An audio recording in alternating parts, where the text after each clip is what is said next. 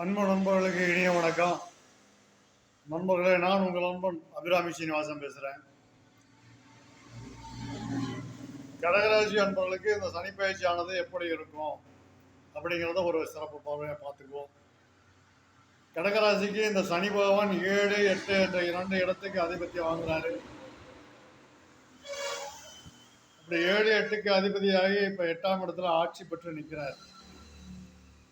8ஆம் இடத்து சனி அப்படின்ன உடனே அஷ்டமத்து சனி அப்படிங்கிற ஒரே வார்த்தையில் முடிச்சிடக்கூடாது. அஷ்டமத்து சனி வந்துருச்சு அப்படின்னு பயப்படவும் கூடாது. பொதுவாக அந்த அஷ்டமத்து சனி காலகட்டங்கள் நம்முடைய வாழ்க்கையில் கொஞ்சம் அமைதியாக இருக்கக்கூடிய ஒரு காலகட்டமாக இருக்கணும். அதாவது நம்முடைய பழக்க வழக்கங்களை நம்மளே சீர் செய்து பார்க்கணும். அதாவது நம்மளை நாமளே ஆராய்ச்சி பண்ணக்கூடிய ஒரு காலகட்டமாக இதை அமைச்சிக்கணும். அஷ்டமத்து சனி அப்படிங்கும்போது பெரும்பான்மையான மக்கள் என்ன பண்ணுறாங்கன்னா பயப்படுறாங்க. அஷ்டமத்து சனி வந்துருச்சு, ஆகா தொட்டதெல்லாம் இனிமேல் நஷ்டத்தில் போகுமோ அப்படிலாம் பயப்படுறது, இல்லைன்னா உடல் நலத்தில் எதுவும் கெடுதல் வந்துடுமோ அப்படின்னு பயப்படுறது. சொல்ற இந்த சனீஸ்வர பகவான் மீண்டும் மீண்டும் சொல்லக்கூடிய அனைத்து ஜோதிடர்களும் சொல்லக்கூடிய விஷயம்தான். சனீஸ்வர பகவான் என்பவர் நீதிபதி. இந்த அஷ்டமத்து சனி காலங்கள், 7ரை சனி காலங்கள்ல நம்ம செஞ்ச நல்லது கிட்டதுக்கு தகுந்த மாதிரி பலனை கொடுக்கக்கூடிய ஒரு அமைப்பு தான். இந்த அஷ்டமத்து சனி காலத்திலையும் செல்வ செழிப்போட வெற்றியோடு வாழக்கூடிய எத்தனையோ ஜாதகங்களை நான் பார்த்துருக்கேன். பொதுவாக அஷ்டமத்து சனியில் சனி பகவான் என்ன செய்வார், அஷ்டமம்னா என்ன, அதை முதல்ல தெரிஞ்சுக்கணும்.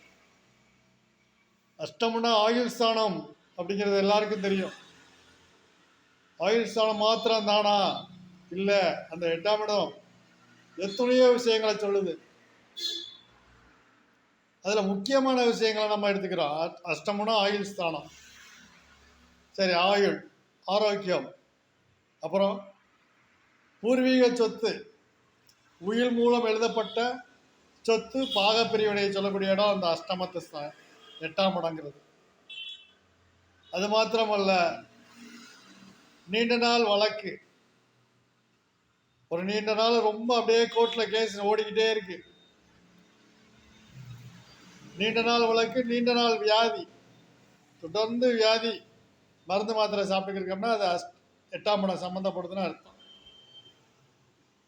அதுபோல் வட்டிக்கு கொடுத்து வாங்கிறது, வரதட்சணையாக பணம் வர்றது, மொய்ப்பணம் வர்றது, இதெல்லாம் 8ஆம் இடம் சொல்லக்கூடியது. ஸோ அந்த 8ஆம் இடத்துல அஷ்டமத்து சனி நடக்கும்போது மொய் விருந்து வைக்கிறீங்களா, வைங்க. ஏன்னா 8 கூடையவன் அங்கே நல்லா ஆட்சி பெற்றிருக்காரு. நீண்ட நாள் வழக்கு ஓடிக்கிறதுக்கு இப்போ 8ல் சனி உட்கார்ந்துருக்காரு. அப்போ இந்த வழக்கில் என்ன மாதிரி ஒரு நிலைமை நமக்கு வரும், வெற்றி கிடைக்குமா? 8 கூடையவன் 8லே ஆட்சி. கெட்டவன் கெட்டிடில் கிட்டிடும் ராஜயோகம். இப்போ 8 கூடையவன் 8லே இருக்கான். இந்த வழக்கில் நல்ல தீர்ப்பு வர்றதுக்கான வாய்ப்புகள் உண்டு. 7 கூடையவன் போய் 8ல் இருக்கான். 7ங்கிறது நீண்ட நாள் பிரச்சனைக்கான தீர்வை சொல்லக்கூடிய இடம் 7. அதை புரிஞ்சுக்கணும். நீண்ட நாள் பிரச்சனை, நீண்ட நாள் வழக்கு, நீண்ட நாள் வியாதி அப்படிங்கிற இடத்துக்கு, அந்த பிரச்சனைக்கு தீர்வை சொல்லக்கூடிய இடம் 7. அப்போ அந்த 7 கூடையவனே போய் 8ல் இருக்கான். அப்போ தீர்வை சொல்லக்கூடிய ஒரு நிலையை கொடுப்பான். இப்போ நீண்ட நாள் நம்மளை வருத்திக்கு இருந்த வியாதிகளுக்கு ஒரு தீர்வு கிடைக்கக்கூடிய ஒரு நிலை. அப்போ அஷ்டமத்து சனி என்ன நீங்கள் எப்படி சொல்கிறீங்களே அப்படின்னு பார்த்தா, ஒவ்வொரு ஜோதிடருக்கும் ஒவ்வொரு டாக்டருக்கும் எப்படி ஒரு ஆராய்ச்சி இருக்கோ அது மாதிரி ஒவ்வொரு ஜோதிடருக்கும் ஒரு ஆராய்ச்சி அனுபவம் இருக்குது. என்னுடைய அனுபவத்தில் அஷ்டமத்து சனி காலத்தில் நீண்ட நாள் வியாதிகள் சரியாயிருக்கு, நீண்ட நாள் வழக்குகள் முடிஞ்சிருக்கு. என்ன, நம்ம இந்த ஜாதகர் மட்டும் கொஞ்சம் குவைட்டா இருக்கணும், உணர்ச்சி வசப்படக்கூடாது. இந்த கடகராசி அன்பர்களை பொறுத்த மாட்டிலே நண்டு, அந்த ராசிக்கு சின்ன நண்டு துரு துருன்னு அப்படியே நண்டு மாதிரி ஊறிக்கிட்டே இருக்குது. ஒரு பிரச்சனைன்னா அப்படியே அதை திருப்பி திருப்பி தோண்டிக்கிட்டே இருக்குது. அதுபோல உங்களுடைய சுபாவத்தை இப்போ கொஞ்சம் மாற்றிக்கணும். ஒரு பிரச்சனை அப்படிங்கும்போது நீங்கள் நிதானமாக இருக்கணும்.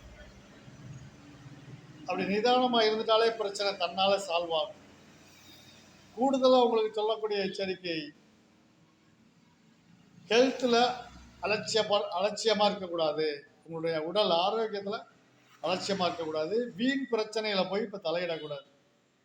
பக்கத்து வீடு, எய்த்த வீடு, அண்டை வீட்டாளர்களோட சண்டை சச்சரவு இருந்தாலும் இப்போ சமாதானமாக போய்க்கணும். எதிரிகள் இல்லாமல் பார்த்துக்கணும். இந்த அஷ்டமத்து சனி காலத்தில் எதிரிகள் இல்லாமல் பார்த்துக்கணும். தெய்வ வழிபாடு நல்லா பண்ணணும். இதை செஞ்சாலே போதும்.